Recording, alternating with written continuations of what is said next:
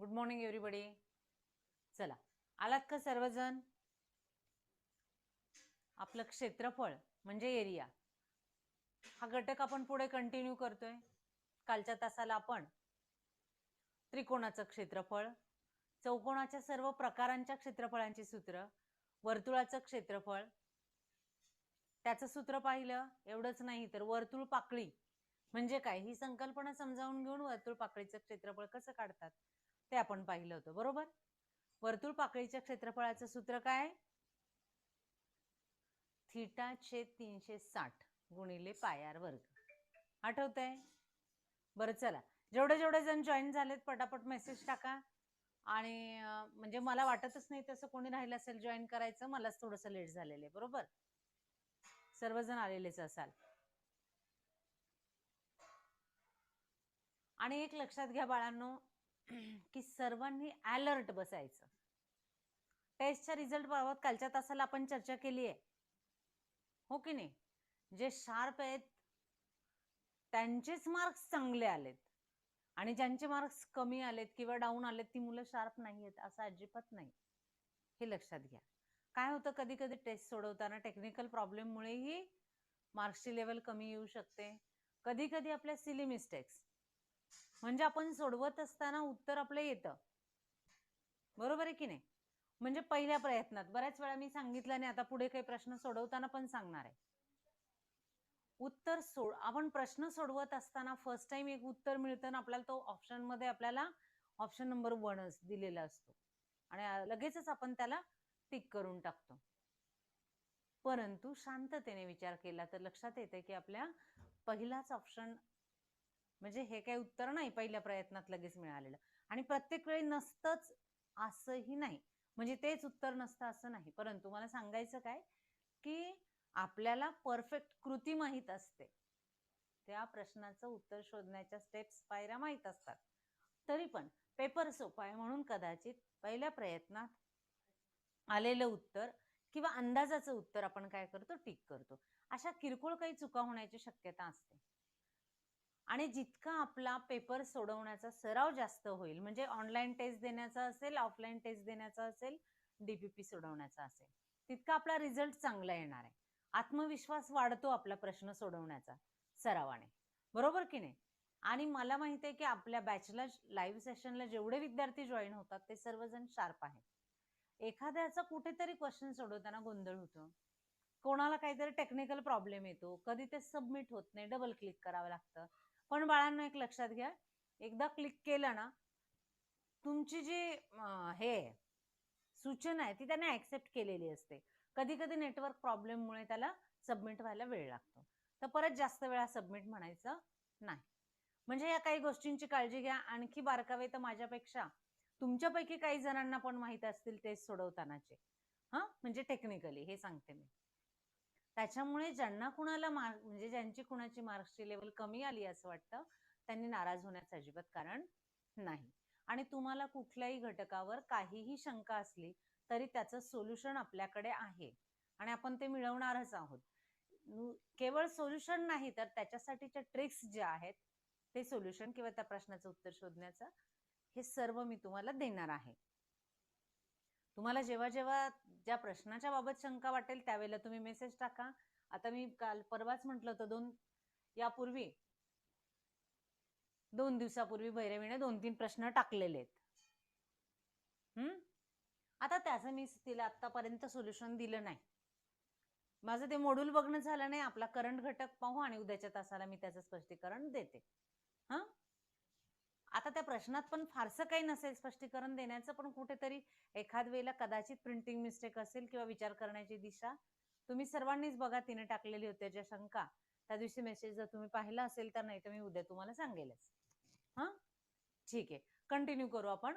कालच्या तासाला वर्तुळ पाकळीचं क्षेत्रफळ त्याचं सूत्र आपण अभ्यासलं होतं.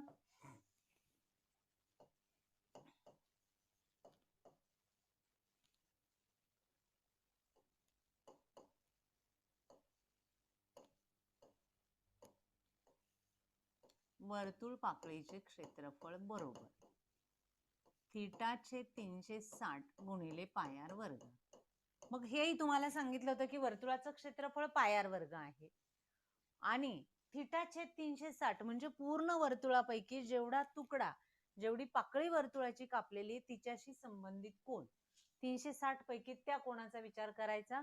म्हणून वर्तुळाच्या क्षेत्रफळाच्या इतके पट तेवढ्या भागाचं क्षेत्रफळ आपल्याला काढायचं म्हणजे वर्तुळ पाकळीचं क्षेत्रफळ काढायचं. समजलं? आता पुढे जर आपल्याला एखाद्या वर्तुळाकार मार्गाचं क्षेत्रफळ काढायचं असेल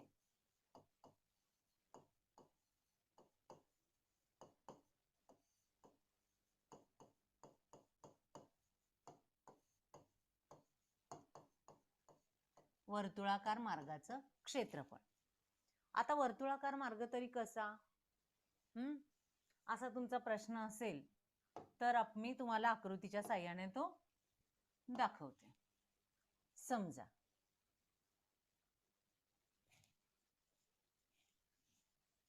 हे एक वर्तुळ आहे आणि हे दुसरं एक वर्तुळ आहे.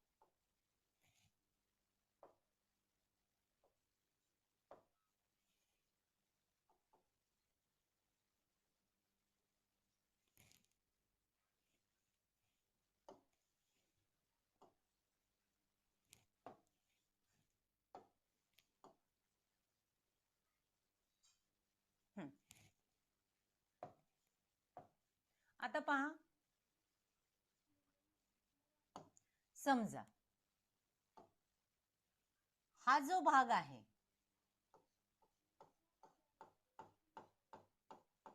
हा वर्तुळाकार मार्ग आहे.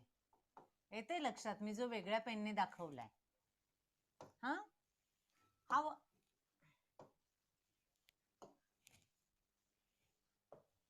वर्तुळाकार मार्ग आहे. त्याचं जर आपल्याला क्षेत्रफळ काढायचं असेल तर आपल्याला माहिती आहे मोठ्या वर्तुळाच्या क्षेत्रफळाचं सूत्र पण पायार वर्गच आहे आणि छोट्याच्या क्षेत्रफळाचं सूत्र सुद्धा पायार वर्गच आहे. मग काय करावं लागेल की पहा, मोठा आणि छोट्याची त्रिज्या जर हा वर्तुळाचा केंद्र आहे असं म्हटलं तर ही मोठ्या वर्तुळाची त्रिज्या आणि ही इथपर्यंत ओ केंद्र असेल दोन्हींचाही आपण म्हणू तर इथपर्यंत जे अंतर आहे हे समजा R1 असेल आणि मोठ्याचं जे आहे त्याला आपल्या पुस्तकात कॅपिटल R म्हटलंय आपण R2 म्हटलं तरी चालेल. मग आपलं क्षेत्रफळाचं सूत्र काय येईल? पाय कंसात आपल्याला ह्याच भागाचं क्षेत्रफळ काढायचंय की नाही, म्हणजे ह्या दोन्हीतल्या त्रिज्येतला फरक घ्यायचा आहे. मोठ्या त्रिज्येतून छोटी त्रिज्या वजा करायची. R1 चा वर्ग वजा म्हणजे कॅपिटल R चा वर्ग वजा स्मॉल R चा वर्ग, नाहीतर R1 वर्ग वजा R2 वर्ग. पण आता इथं R1 जर मी छोट्या वर्तुळाची म्हटले तर मग R2 वर्ग वजा R1 वर्ग. समजतंय?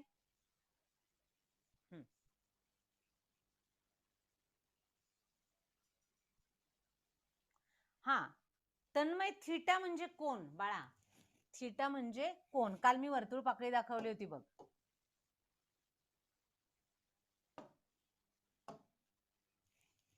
इथे एकदा मी क्लिअर करते.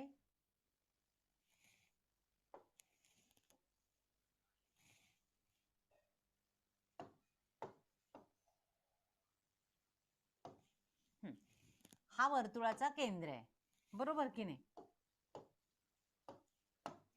आणि मी म्हटलं कालच्या तासाला असा एक इथे कोन दाखवला होता आणि याला थिटा म्हटलं होतं. हा किती अंश मापाचा कोन आहे ही माहिती जर आपल्याला असेल तर आपल्याला थिटाचे 360 गुणिले पायार वर्ग या सूत्राने वर्तुळ पाकळीचं क्षेत्रफळ काढता येतं. समजलंय का तन्मय?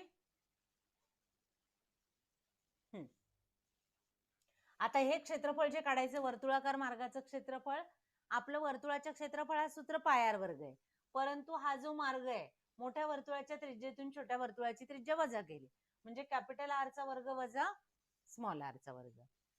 हा ठीक आहे, चला पुढे. जर आपल्याला पहा आपल्या पुस्तकात दिले नवनीतचं मार्गदर्शक जर तुम्ही वापरत असाल तर त्याच्यामध्ये दिले एखाद्या खोलीच्या 4 भिंतीचं क्षेत्रफळ जर आपल्याला काढायचं असेल खोलीच्या 4 भिंतीचं क्षेत्रफळ जर आपल्याला काढायचं असेल तर त्याच्यासाठी सूत्र आहे तळाची परिमिती गुणिले उंची.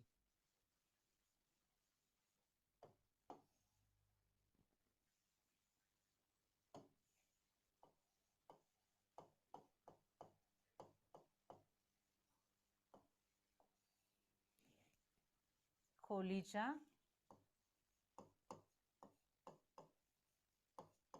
4 भिंतींचे क्षेत्रफळ. अक्षर दिसतंय का रे तुम्हाला व्यवस्थित? हा का पेन जास्त डार्क होतोय? सांगा तसं. ठीक आहे. आता हे जर काढायचं असेल तर काय सांगितलं याचं सूत्र? तळाची परिमिती गुणिले उंची.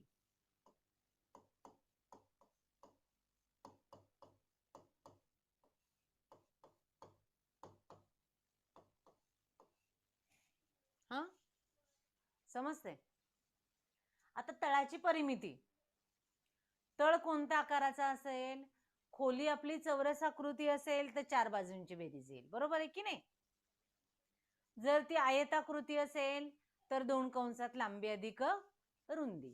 मग हेच सूत्र आपण 2 कंसात लांबी अधिक रुंदी आणि गुणिले उंची आहे असंच, बरोबर? समजलं?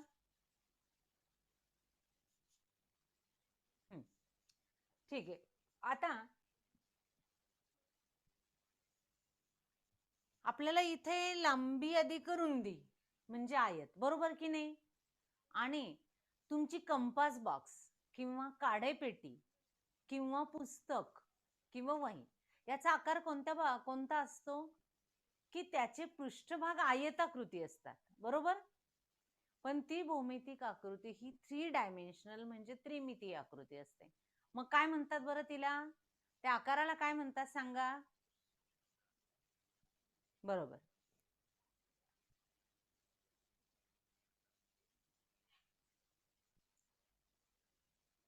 Correct, very good. भैरवीने टाकलं इष्टिकाचिती. मग आपली खोली जी असते ती पण इष्टिकाचिती आकाराची असते, बरोबर की नाही?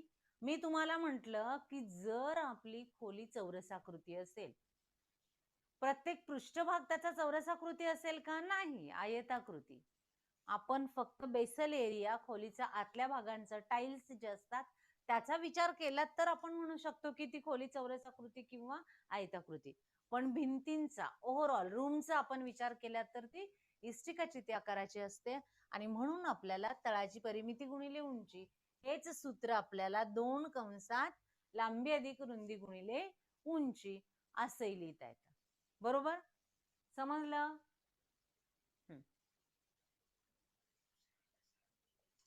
आता यातल्या ज्या बारीक सारीक गोष्टी आहे म्हणजे महत्वाच्या ट्रिक्स आहे, महत्वाच्या गोष्टी आहेत, पॉइंट्स तुम्हाला वाटलं तर नोट करा. आणि तुमच्याकडे जर पुस्तकं असतील रेफरन्सला नवनीतचे किंवा शासनाचे मार्गदर्शक, त्यात पण हे मुद्दे आहेतच जे मी पुढे सांगणार आहे. किंवा आपले जे तुम्हाला स्टडी मटेरियल दिलेले आहे त्यातही ते मुद्दे आहेत. बघा मी सांगते की समजा चौरसाची बाजू आपण दुप्पट केली. मग प्रॅक्टिकली आपण उदाहरणं पाहू बाळांना. महत्वाच्या टिप्स ज्या आपल्याला शोधायच्या.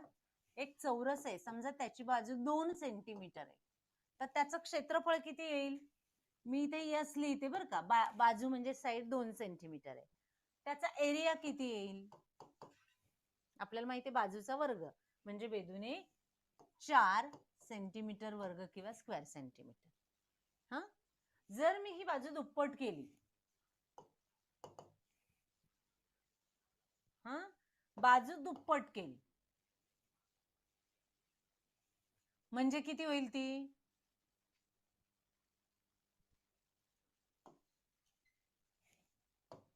4 सेंटीमीटर. मग एरिया किती होईल? 4 चा वर्ग 16. आता पहा 2 ची दुप्पट 4 केली तर क्षेत्रफळ किती पट वाढलं रे? 4 ला कितीने गुणावं म्हणजे 16 येईल? 4 ने, बरोबर? 4 चोक 16. उत्तर टाकली होती मुलींनी पटापट. रिद्धी 4 ने गुणावं, बरोबर, शाबास. म्हणजेच काय झालं, जर आपण बाजू दुप्पट केली तर क्षेत्रफळ चौपट होतं. लक्षात घ्या, चौरसाची बाजू दुप्पट केल्यास क्षेत्रफळ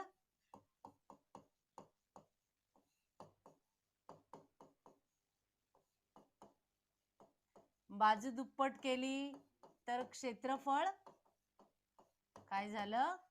चौपट झालं. समजलं? तुम्हाला विधान लिहायचं असेल तरी तुम्ही लिहू शकता की बाजू दुप्पट केल्या, चौरसाची बाजू दुप्पट केल्यास क्षेत्रफळ चौपट होतं, म्हणजे 4 पटीने वाढतं. बरोबर की नाही? मूळ क्षेत्रफळाची 4 पट करावी लागते. असं आणखी काय काय आहे? आयताच्या बाबतीत काय आहे? आपण उदाहरण घेऊया एका आयताचं. समजा एका आयताची लांबी आपल्याला दिली आहे, सोपंच घेऊ 4 आणि रुंदी दिली आहे 3. तेव्हा त्याचं क्षेत्रफळ किती येईल? लांबी गुणिले रुंदी, लगेच तुम्ही उत्तर टाकलंय. शाबास, व्हेरी गुड. 4 त्रिक 12. आता जर मी लांबी दुप्पट केली, लांबी दुप्पट केली म्हणजे किती? 8 आणि रुंदी 3 ठेवली, तर काय होईल एरिया? बघा, टाकले उत्तर. Riddhi, very good. क्षितिजा, शाबास, पटापट उत्तर टाकतायत. 12 दुने 24. इथं 12 दुने 24, परंतु आपण काय केले? लांबी गुणिले रुंदी म्हणजे 8 त्रिक 24. जेव्हा आपण लांबी दुप्पट केली, क्षेत्रफळ दुप्पट झालं. बरोबर की नाही? नुसती लांबी दुप्पट केली, क्षेत्रफळ दुप्पट झालं. लांबी 30 ठेवली, रुंदी दुप्पट केली, तर क्षेत्रफळावर काय परिणाम होईल सांगा? मी काय म्हटलं बघा, लांबी ऐवजी आपण रुंदी दुप्पट केली, क्षेत्रफळावर काय परिणाम होईल? दुप्पट होईल. करेक्ट. बर, क्षेत्रफळ सुद्धा दुप्पट होईल. मग आता इथे हा निकष आपण लिहू शकतो की आयताच्या बाबतीत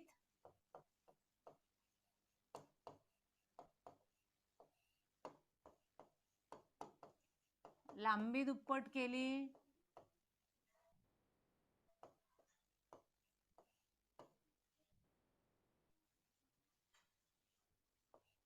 क्षेत्रफळ दुप्पट होतं. बरोबर की नाही? मग क्षेत्रफळ चौपट होऊ शकतं का रे कधी?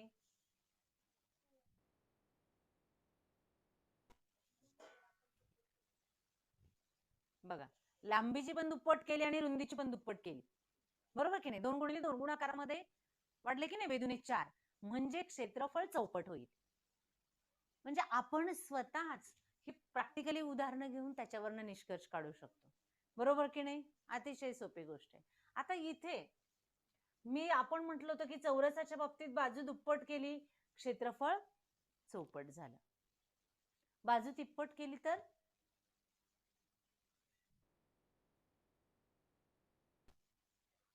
बघा बरं.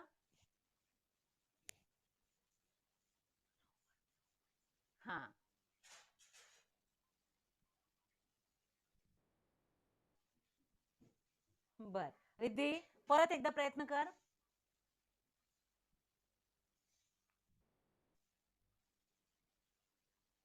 चला, मी काय म्हंटल, चौरसाची बाजू दुप्पट केली तेव्हा क्षेत्रफळ 4 पट झालं होतं. मग जर ती 3 पट केली तर क्षेत्रफळ किती पट होईल?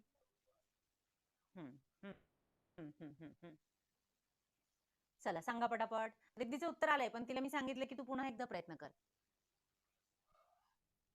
आणि बघा, इथे जे आहे ना दुप्पट आणि चौपट, आपलं क्षेत्रफळाचं भैरवी 9 पट.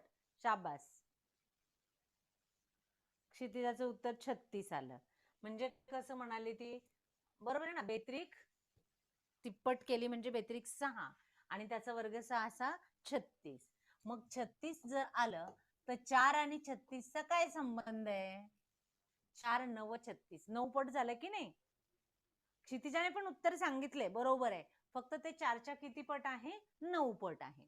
मग लक्षात घ्या की क्षेत्रफळ म्हणजे बाजूचा वर्ग आहे की नाही? मग त्याच्या वर्गाच्या पटीमध्ये ते वाढतं. 2चा वर्ग 4 आहे म्हणून 4 पट झालं.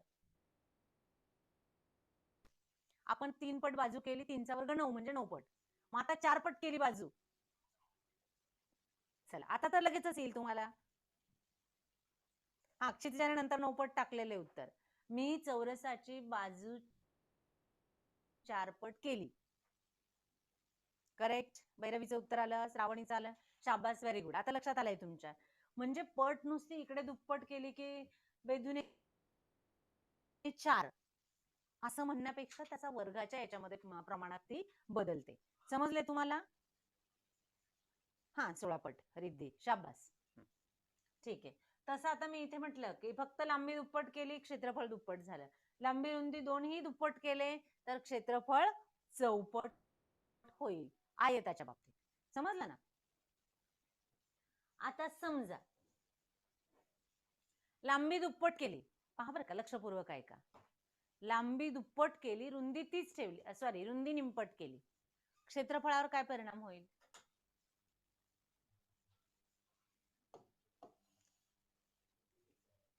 हा, किंवा त्याच्या उलट करा, रुंदी दुप्पट करा आणि लांबी निंपट करा. पहा बरं का. वा वा वा, शाबास. भैरवीने टाकले उत्तर. आपण ते प्रॅक्टिकल पाहू. रुंदी दुप्पट केली 6 बरं का. लक्ष द्या, रुंदी दुप्पट केली, 3च्या दुप्पट 6 झाली आणि लांबी निंपट केली. बरोबर. आणि त्यांचा एरिया म्हणजे क्षेत्रफळ किती येईल आता? 6 दुनी 12. पहा, मूळचं क्षेत्रफळ आणि आत्ताचं क्षेत्रफळ. मी तुम्हाला म्हटलं होतं की लांबी दुप्पट करायची आणि रुंदी निंपट करायची, पण मी म्हटलं की आता आपली रुंदी 3 आहे, निंपट म्हणजे तुम्हाला 1.5 किंवा 1.5 करा, त्यापेक्षा मी उलट केलं. नाहीतरी आपल्याला त्याच्यामध्ये गुणाकाराचा संबंध असल्यामुळे कोणत्याही एकाला दुप्पट केलं आणि एकाला निंपट केलं तरी चालतं.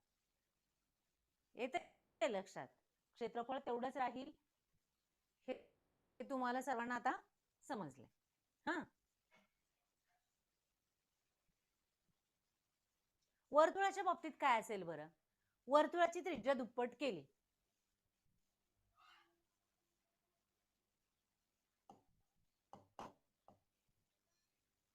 समजा r त्रिज्या आपल्याला 7 दिलेली आहे.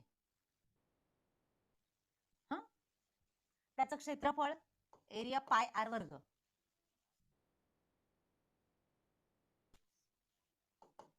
पहा, 22/7 गुणिले 7 गुणिले 7.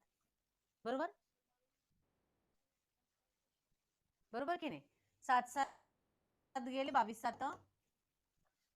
येईल ना? पहा, बेसाती 1404, हातचाला 1, बेसाती 14 ने 15, 154, 154 समजा सेंटीमीटर मध्ये असेल तर. जेव्हा त्रिज्या r एवढी असेल तेव्हा क्षेत्रफळ 154 आले. बरोबर की नाही?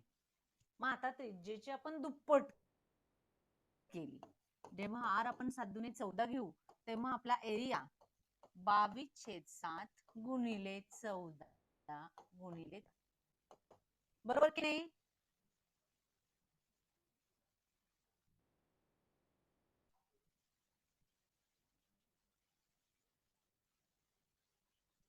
हा, त्रिज्या म्हणजे बर त्रिज्या म्हणजे रेडियस रिद्धी.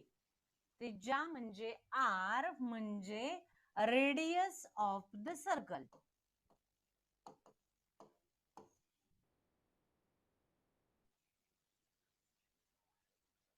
हा, हे समजलं? चला,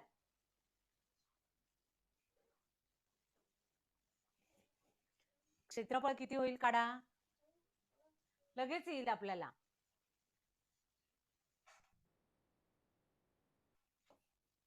सात दुने 14.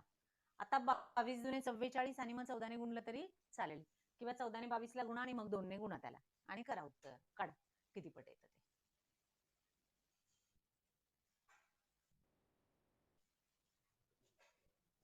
पहा आता 22 ला 7 ने गुणल्यावर 154 आलं होतं, पण आपल्याला 22 ला 14 ने गुणायचंय. 7 दुने 14 आहे म्हणून त्या गुणाकाराची दुप्पट होईल 154 ची आणि गुणिले 2, किंवा मी हेच असं लिहिते पापुढे, 22 गुणिले 2 गुणिले 2 गुणिले 7. येते का लक्षात? आपल्याला पट शोधायचे म्हणून. बघा अजून कोणी उत्तर टाकलेलं? हा, सारंगने टाकलंय. बर, 616 आन्सर आलाय. बर, सारंग आपल्याला काय पाहायचंय की हे किती पट होते, मूळच्या क्षेत्रफळाच्या किती पट होते. हा, त्याच्यासाठी मी या पद्धतीने स्पष्टीकरण देते. तू कॅल्क्युलेशन केले, शाबास. पहा आता काय केलं मी, फक्त हे 14 जे आहे 2 गुणिले 7 लिहिले. आणि आपल्याला माहिती आहे 22 आणि 7चा गुणाकार किती येतोय, 154. आणि त्याला आणखी कितीने गुणावं लागतंय, 4. म्हणजे हे आपलं येतंय 4 गुणिले 154. आता सारांनी डायरेक्टली गुणाकार केलाय. 4 चोक 16 6 हातचाला 1, 4 पंचे 20 आणि 1 21, 4 2, 4 1 4 2 6. शाबास, किती कमी वेळात क्रिया केली आहे त्याने. पण लक्षात ठेवा की आपल्याला काय शोधायचं आहे. हा, भैरवीचं पण आलंय की जर आपण वर्तुळाची त्रिज्या म्हणजे रेडियस दुप्पट केली तर क्षेत्रफळावर काय परिणाम होतो, क्षेत्रफळ 4 पट होतं. बरोबर की नाही? 154 चे 4 पट झाले 616. समजलं? बघा, तरी कोणाची काही शंका असेल तर सांगा.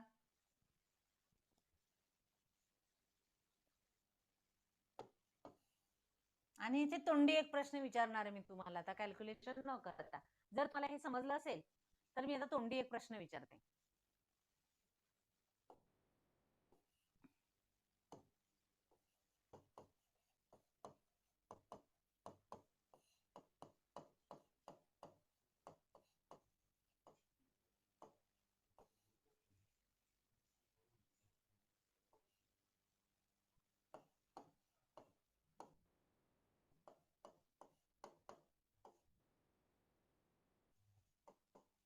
चार पट किंवा चौपट. हा, बरोबर की नाही?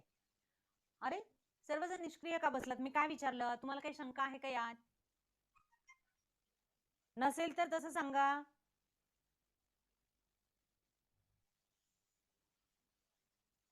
नाही, हा, टाकतायत मेसेज. आता झाले अलर्ट, शंका नाहीये. मग मला सांगा की मी जर वर्तुळाची त्रिज्या तिप्पट केली तर क्षेत्रफळ किती पट होईल, म्हणजे मूळ क्षेत्रफळाच्या किती पट होईल नवीनचं क्षेत्रफळ. बरोबर.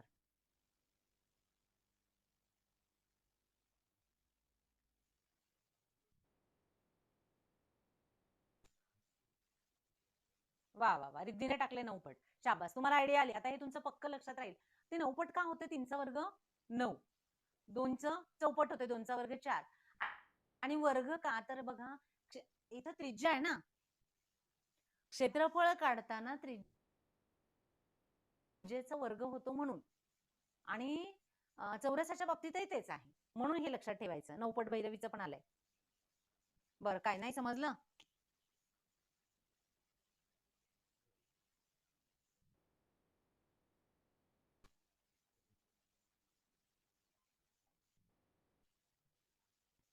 बर.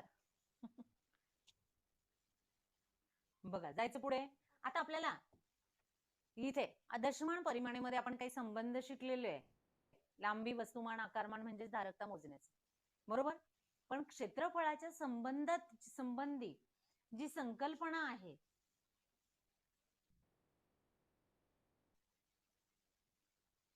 जो एरिया आपण मोजतो, इथे आपल्याला सेंटीमीटर मध्ये जर बाजू दिलेली असेल तर आपण म्हणतो सेंटीमीटर वर्ग किंवा स्क्वेअर सेंटीमीटर. मग स्क्वेअर सेंटीमीटर चा हेक्टरशी किंवा आरशी काही संबंध आहे का, तो आपल्याला लक्षात ठेवणं खूप महत्वाचं आहे. त्याच्यावर आधारित उदाहरण मी तुम्हाला घरी सोडवायला देणार आहे. म्हणून हे जे रिलेशन आहे, ज्यांना माहित असेल त्यांच्या बाबतीत काही नाही, पण माहित नसेल त्यांनी लिहून घ्या.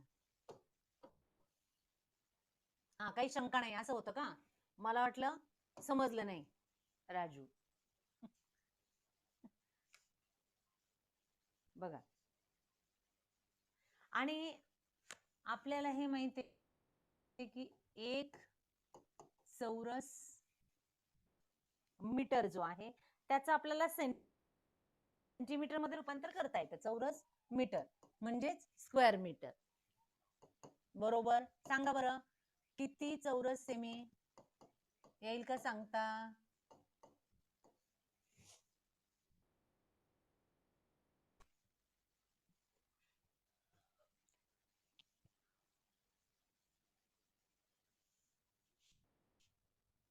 शंभर. बर बरं, मी 1000 टाकलंय. क्षितिजा म्हणते 100. पहा, 1 मीटर बरोबर 100 सेंटीमीटर आहे क्षितिजा, बरोबर की नाही? आपलं काय आहे, चौरस मीटर आहे म्हणजे स्क्वेअर मीटर, म्हणजे त्याचा स्क्वेअर करू नये. श्रावणीचं पण आलंय आता, क्षितिजाने पण बदललंय आन्सर, म्हणजे लक्षात आलंय तिच्या, आता बदल केलाय तिने, समजलं? म्हणून 1 चौसेमी बरोबर 1000, एकावर 4 शून्य, कारण एका मीटर मध्ये 100 सेंटीमीटर आहे, 100 गुणिले 100, बरोबर? Correct, very good. आता 1 चौरस मीटर जे क्षेत्रफळ असेल स्क्वेअर सेंटीमीटर, त्यालाच आपण एक आर असं म्हणतो. काय? 1 चौरस मीटर म्हणजे 1 आर. याचा अर्थ 1 आर मध्ये 1000 चौरस सेमी आहेत, बरोबर की नाही? आपण इथे लिहू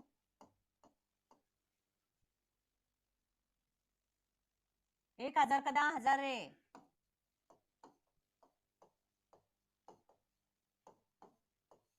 मग आता आर समजलं आपल्याला, हे एरिया क्षेत्रफळ आर मध्ये पण मोजलं जातं हे आपल्याला माहितीये, आणि हेक्टर मध्ये पण मोजलं जातं.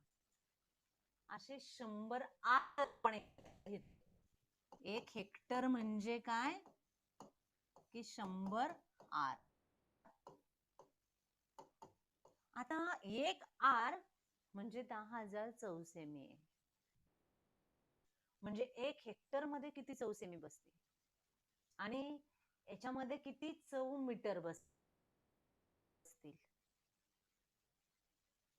आता आपल्याला माहिती 1 आर म्हणजे 1 चौरस सेंटीमीटर, म्हणजे 100 आर म्हणजे 100 चौरस सेंटीमीटर, बरोबर की नाही? म्हणजे 1 हेक्टर म्हणजे 100 आर म्हणजे 100 चौमी म्हणजे स्क्वेअर मीटर, म्हणजेच चौसेमी मध्ये काढायचं झालं तर बघा, एका आरचे किती आहेत? 10,000 आहे, आणि त्याला 100 ने गुणायचंय. बघा बर का, हे 10,000 आणि 100 ने गुणल्यामुळे वाढलेले 2 शून्य, एवढे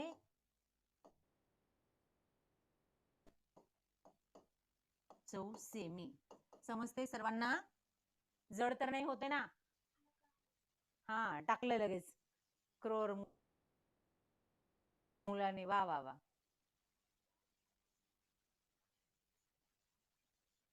हा, रिद्धीने टाकलं होतं, बरोबर आहे मॅडम. 10,000 नाहीयेत, सॉरी 1000 नाहीयेत, 10,000 आहे. शाब्बास, चांगलं निरीक्षण आहे तुमचं, व्हेरी गुड.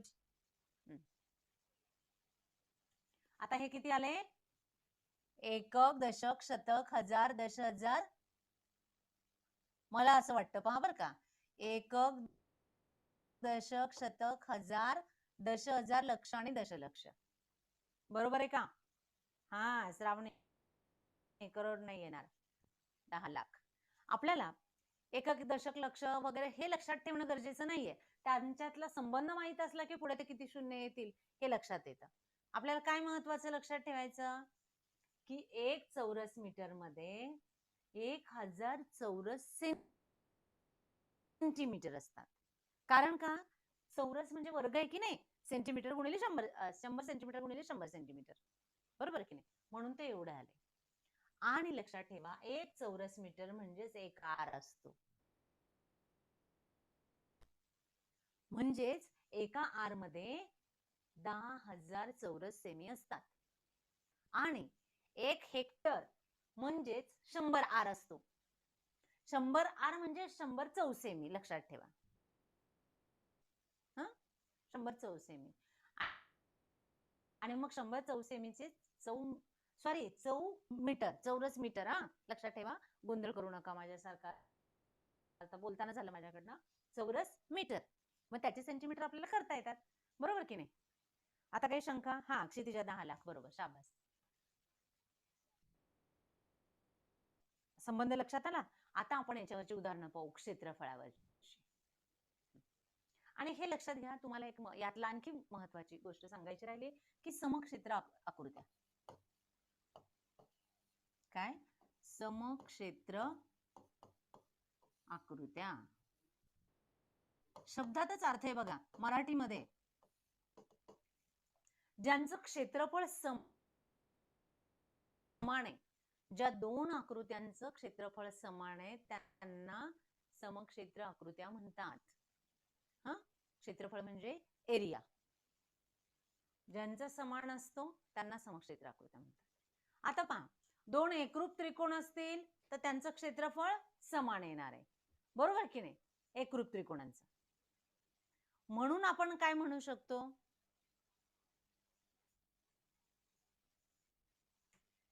बर,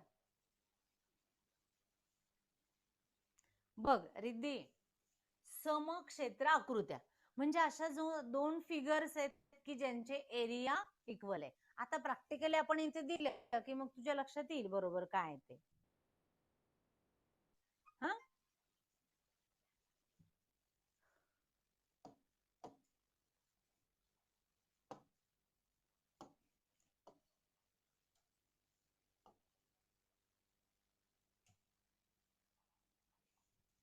समजा हे दोन त्रिकोण आहे, ह्या दोन्हींचाही एरिया किंवा क्षेत्रफळ समान असणार आहे, बरोबर? म्हणून त्यांना आपण काय म्हणणार? समक्षेत्र आकृत्या. पण हे लक्षात ठेवा की दोन एकरूप त्रिकोण हे समक्षेत्र आकृत्या होऊ शकतात, म्हणजे दोघांचे एरिया किंवा क्षेत्रफळ समान असू शकतं. पण कधी असं पण होईल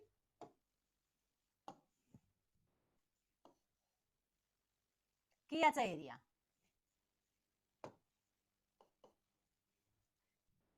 एरिया समजा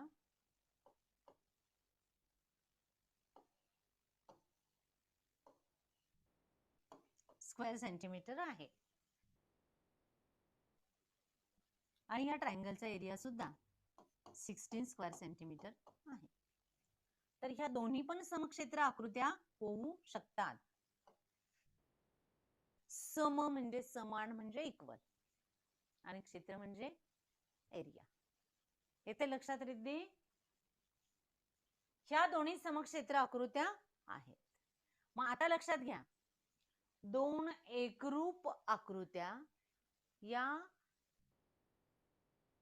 समक्षेत्र आकृत्या असू शकतात. पहा बर का.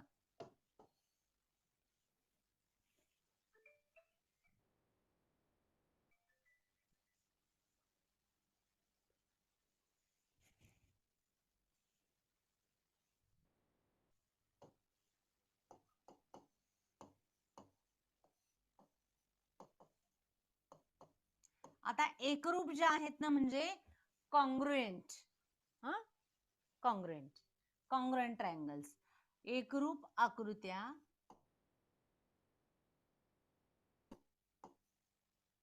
समक्षेत्र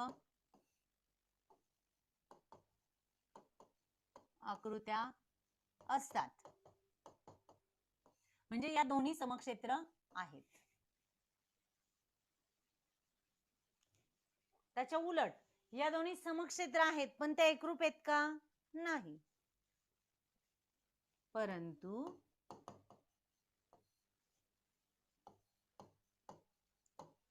समक्षेत्र आकृत्या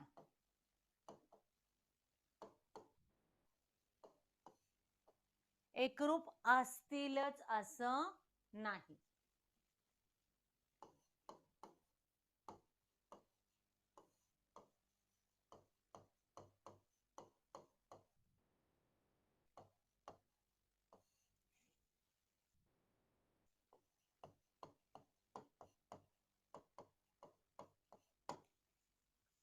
बघ, मी आता बोर्डवर काय लिहिले ते समजलंय सर्वांना?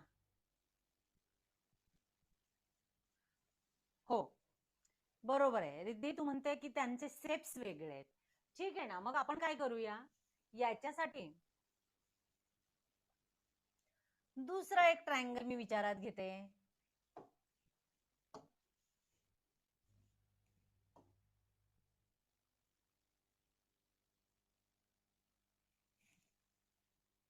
ट्रायंगल घे, म्हणजे ट्रायंगल हवाय म्हणून सेप्स वेगळे.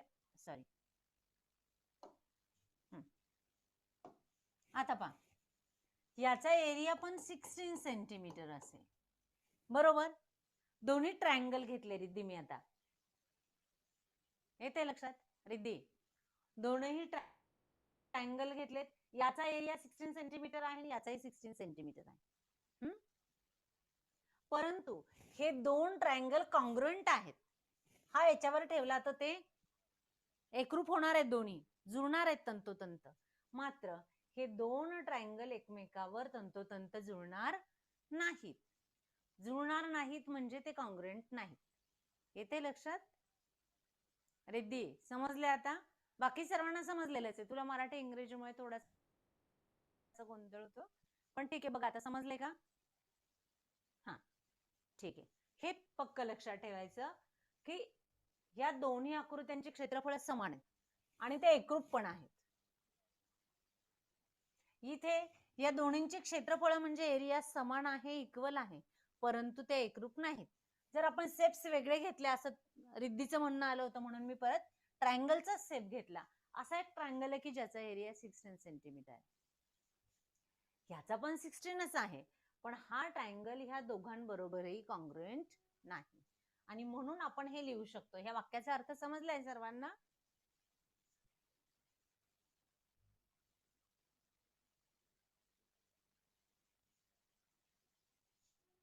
जायचं पुढे? चला सांगा.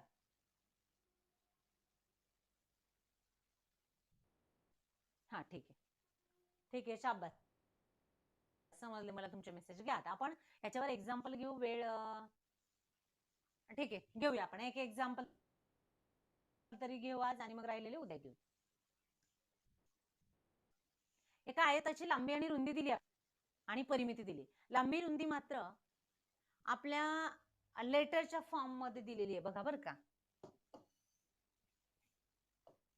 प्रश्न: आयताची लांबी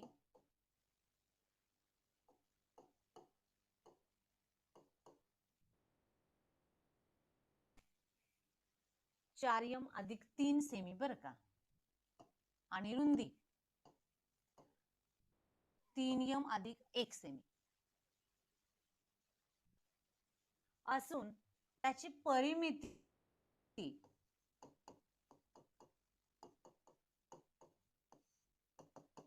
50 सेंटीमीटर आहे, आणि आपल्याला काढायचंय त्याचं क्षेत्रफळ. काय काढायचंय? क्षेत्रफळ. आणि आपल्याला ऑप्शन्स, ठीक आहे, चला डायरेक्टली आपण सोडून घेऊ ऑप्शन्स पेक्षा.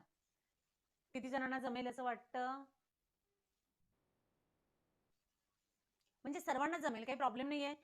परिमिती आणि लांबी रुंदी दिलेली असताना आपल्याला यम ची किंमत काढता येईल, त्याच्यानुसार लांबी आणि रुंदी काढता येईल, आणि मग क्षेत्रफळ काढायला तर काय त्याचा गुणाकारच करायचा, लांबी गुणिले रुंदी. सोपं की नाही? चला एक अर्धा ते 1 मिनिट देते मी तुम्हाला. हा, बघा प्रश्न परत पहा. एका आयताची लांबी 4m+3 सेंटीमीटर आणि रुंदी 3m+1 असून त्याची परिमिती 50 सेंटीमीटर आहे, तर क्षेत्रफळ काढायचे आपल्याला.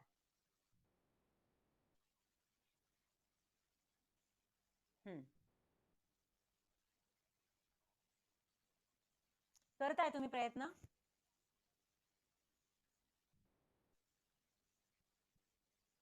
वा वा, भैरवीचा आला आन्सर, शाबास, व्हेरी गुड, करेक्ट.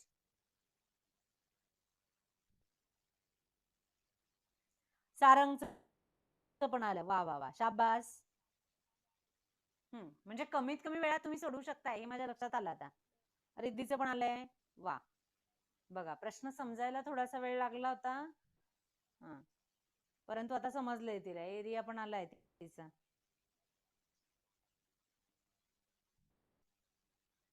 तन्मयचे पण आलं, शाबास. श्रावणी, करेक्ट. चला सर्वांनीच उत्तर देत चला. थोडा वेळ लागला तरी चालेल, परंतु प्रयत्न करायचा. आणि मी वेट करत असते बघा तुमच्यासाठी. ज्यांना वेळ लागतो सोडवायला त्यांच्यासाठी पण मी वेट करतेच.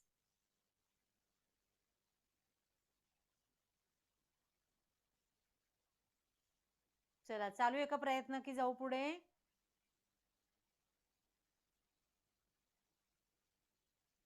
मयुरेशचं पण आलं, व्हेरी गुड.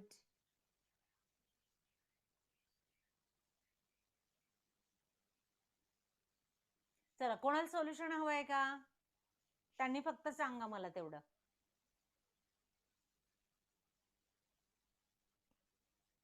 सोल्युशन हवं असेल तर सांगा.